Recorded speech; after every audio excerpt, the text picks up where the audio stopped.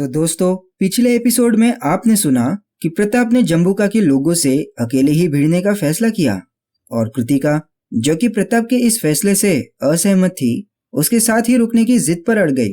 पर प्रताप के समझाने के बाद उसने अपनी जिद छोड़ी और बाकी लड़कियों के साथ मनदेवगढ़ की ओर जाने के लिए तैयार हो गई। इसी बीच प्रताप ने हाथी की मदद से एक बड़ी सी चट्टान को उस संकरे रास्ते के बीच में रख दिया और कृतिका समेत सभी लड़कियों को मनदेवगढ़ की ओर रवाना करके वही चट्टान पर झाड़ियों में छिपकर जम्बूका के लोगों का इंतजार करने लगा। पर अब देखना यह है कि एक अकेला प्रताप इतने सारे लोगों का सामना कैसे कर पाता है। तो जानने के लिए चलिए सुनते हैं आज का एपिसोड। आप सुन रहे हैं आदि शक्ति का रहस्य एपिसोड 14। जहां मैं छिपा था वह जगह ऊंचाई पर होने की वजह से घोड़े वहां तक दौड़कर नहीं आ सकते थे और चट्टान को रास्ते के बीच रखने की वजह से एक बार में सिर्फ एक ही व्यक्ति आ सकता था। इस गहरी खाई को पार करने के लिए सिर्फ यही एक रास्ता था, इसके अलावा दूसरा और कोई रास्ता नहीं था। इसलिए उन लोगों से भिड़ने के लिए ये जगह मेरे लिए उपयुक्त थी। तभी मेरी नजर उन लोगों पर पड़ी। वो करीब 50 से 60 लोगों की एक टोली थी जो तेजी से मेरी ओर बढ़ रही थी, लेकिन मैं ऊंचाई पर होने की वजह से वो लोग मुझे नहीं देख पा रहे थे, पर मैं उन सबको देख पा रहा था। वो लोग ठीक मेरे सामने नीचे की ओर जमा हो गए। तभी एक घुड़सवार धीरे धीरे मेरी ओर बढ़ने लगा। मैं एकदम तैयार था। जैसे ही वो मेरे तलवार के पहुंच में आया, मैंने झट से तलवार चला दी। एक ही वार में उसका सर धड़ से अलग हो गया और वो घोड़े समेत खाई में जा गिरा। फिर दूसरा आया, फिर तीसरा आया। इसी तरह एक एक करके वो लोग ऊपर आ रहे थे और मैं एक एक को यमलोक भेजता रहा। मरा हुआ हर आदमी खाई में गिर रहा था, इसीलिए पीछे से आ रहे व्यक्ति को इसकी भनक तक नहीं लग रही थी। वो यही समझ रहे थे कि आगे वाला व्यक्ति पत्थर पार करके आगे बढ़ गया है। इसी तरह मैंने करीब 30 लोगों को उसी वक्त मौत के घाट उतार दिया। तभी 31वें आदमी पर मैंने वार किया, लेकिन उसने तुरंत झुककर खुद को बचा लिया। तभी मैंने अपनी तलवार से उस पर दूसरा वार किया। इस वार से बचने के लिए उसने घोड़े से छलांग लगाई और नीचे जमीन पर उतर गया, पर संतुलन बिगड़ने की वजह से वो खाई में गिरने लगा। लेकिन गिरते वक्त वो जोर से चिल्लाया। उसकी आवाज सुन के पीछे मौजूद उसके साथी चौकन्ना हो गए। अब उन्होंने आगे बढ़ना बंद कर दिया था। वो लोग अब आगे के खतरे के बारे में जानने की कोशिश करने लगे। मैं भी किसी पत्थर के समान एक जगह स्थिर हो गया। कुछ देर के लिए वहां सन्नाटा फैला रहा। भले ही मैं हिल डुल नहीं सकता था, पर मेरी नजर नीचे खड़े उन घुड़सवारों पर ही थी। तभी मैंने देखा कि जंगल की एक ओर से और घुड़सवार वहां आकर जमा होने लगे थे। अब उनकी संख्या लगभग 100 के ऊपर पहुंच गई थी। वो लोग आपस में कुछ बातें कर रहे थे। ऊपर झाड़ियों में छिपे होने की वजह से मैं उनकी बातें तो नहीं सुन पा रहा था, पर मैंने देखा कि अब वो लोग अपने घोड़े से उतरकर पैदल ही वो रास्ता चढ़ने लगे। उनके हाथ में तलवारें और भाले भी थे। मेरे बिल्कुल करीब आकर वो लोग खड़े हो गए और झाड़ियों में झांकने लगे जहां मैं था। झांकते झांकते वो ठीक मेरे सामने आ गए। अब मैं और ज्यादा नहीं छिप सकता था। मैंने तुरंत अपनी जगह से उछलकर उन पर हमला कर दिया और उसी वक्त 10 से 12 लोगों को मौत के घाट उतार दिया। मैं ऊपर की ओर होने की वजह से उन पर हावी था। एक एक आदमी को मैं गाजर मूली की तरह काट रहा था, लेकिन पीछे से आए लोगों ने मुझे घेर लिया। सभी ने मेरे इर्द गिर्द गोल घेरा बना लिया था, पर मेरी नजदीक आने की किसी की हिम्मत नहीं हो रही थी और जो भी हिम्मत करता उसका सर धड़ से अलग हो जाता था। मैंने देखा उस घेरे में शायद 40 से 50 लोग थे। मैं समझ चुका था कि अब मैं घिर गया हूं और अब तो मरना भी तय था, लेकिन मरने से पहले जितना हो सके उतना ज्यादा से ज्यादा लोगों को मारना मेरी मन की इच्छा थी। इसीलिए मैं चिल्ला चिल्ला कर उन लोगों को मुझ पर हमला करने के लिए उकसा रहा था। तभी सभी लोगों ने एक साथ मुझ पर हमला करके मुझे लगभग दबोच लिया और मुझे बंदी बना लिया। उन्होंने मेरे दोनों हाथ मजबूत रस्सी से बांध दिए। इन सब की उम्मीद मैंने नहीं की थी। पर अब कुछ नहीं हो सकता था। मुझे धक्के मारते हुए जम्बूका के सामने ले जाया गया। जम्बूका के करीब पहुंचते ही मुझे पीछे से किसी ने मेरी पीठ पर लात मारी, जिसकी वजह से मैं जम्बूका के पैरों के पास गिर गया।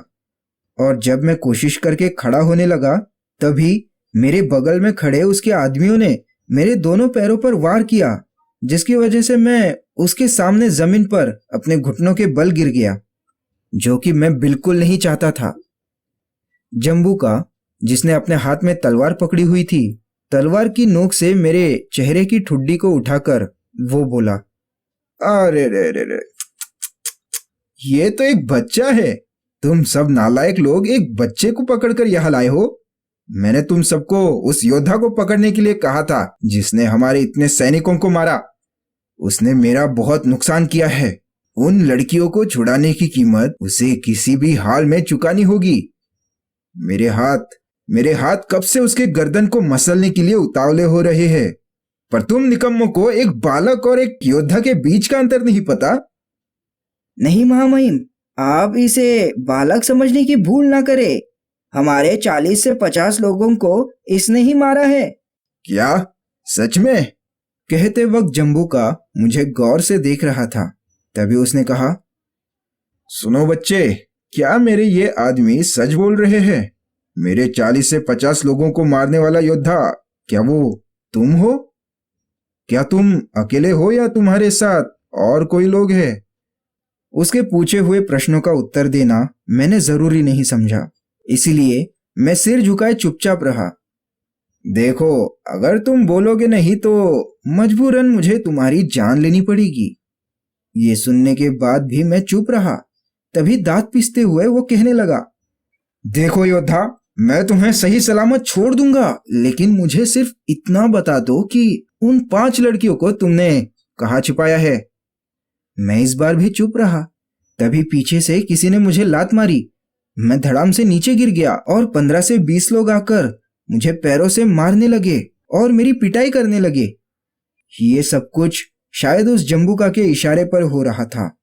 उस समय मुझे कैसा लग रहा था, ये मैं शब्दों में बयां नहीं कर सकता। तभी पहाड़ी के ऊपरी भाग से हर हर महादेव की आवाज गूंज उठी। ये रमेश और उसके साथियों की आवाज थी।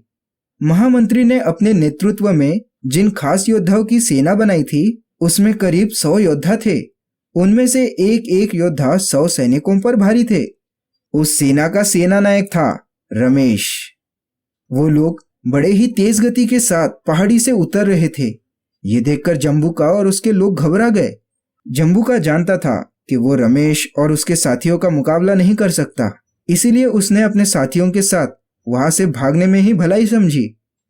पर भागने से पहले शायद जम्बूका के ही इशारे पर एक आदमी ने मेरे दोनों हाथ पकड़कर ऊपर उठा लिए और फिर जम्बूका ने तलवार का ऐसा वार किया कि मेरे दोनों हाथ कटकर अलग हो गए। फिर वो लोग तुरंत वहां से भाग गए। मैं असहाय सा नीचे जमीन पर पड़े पड़े दर्द के मारे तड़प रहा था। मैं रमेश और उसके साथियों को मेरे पास आते हुए और जम्बूका और उसके साथियों को जाते हुए देख रहा था। धीरे धीरे मेरी नजरें कमजोर होने लगी। मेरी आंखों के सामने अब अंधेरा छाने लगा था और देखते ही देखते मैं बेहोश हो गया। फिर जब मुझे होश आया, तब मैंने खुद को एक बड़े से पलंग पर लेटे हुए पाया। कृतिका मेरे समीप ही बैठी थी। राजवैद्य और महामंत्री जी दूसरी ओर खड़े थे। फिर मैंने अपने दोनों हाथों को देखा। मेरे दोनों हाथ जहां से कटे थे वहां पर पट्टियां बंधी थी। मैं समझ गया कि राजवैद्य ने मुझे बचा तो लिया है, पर अब मेरे दोनों हाथ नहीं थे। मेरी शरीर की हलचल से सबका ध्यान मेरी तरफ गया। तभी राजवैद्य बोल पड़े, भगवान का बहुत बहुत धन्यवाद प्रताप, आखिर तुम होश में आ ही गए। वैसे तुम 15 दिनों से बेहोश पड़े थे, लेकिन तुम्हारे जिंदा रहने के लिए तुम्हारा होश में आना जरूरी था। अब जबकि तुम्हें होश आ गया है तो बहुत जल्द ही तुम पूरी तरह स्वस्थ हो जाओगे। इतना कहकर राजवैद्य जी ने कृतिका को औषधियों के बारे में कुछ समझाया और वो वहां से चले गए। उनके जाने के बाद महामंत्री जी मेरे पास आए और कहने लगे, प्रताप, उस दिन के लिए मुझे क्षमा कर दो। अगर रमेश को मैं थोड़ा जल्दी भेजता तो शायद ये सब नहीं होता। लेकिन मुझे तुम पर गर्व है प्रताप, क्योंकि उस दिन पता है तुमने कितने लोगों को मारा? पूरे 60। और इतना ही नहीं, तुम कृतिका समेत 4 लड़कियों को बचाने में कामयाब भी हुए। 17 साल की उम्र में जो कारनामा तुमने कर दिखाया है वो और कोई नहीं कर सकता। महामंत्री जी आगे और बोलना चाहते थे पर वो नहीं बोले। फिर कुछ क्षण शांत रहने के बाद वे कृतिका से बोले, कृतिका, प्रताप को थोड़ा खाना खिला दो और दवाई की मात्रा देकर आराम करने दो। और हाँ कृतिका, तुम भी कुछ खा लो। और कब तक भूखी रहोगी? 15 दिन से तुमने भी ठीक से कुछ खाया नहीं है। अब तुम दोनों कुछ खा लो और आराम करो। मैं थोड़े देर में फिर तुमसे मिलने आऊंगा। इतना कहकर महामंत्री जी कमरे से बाहर चले गए।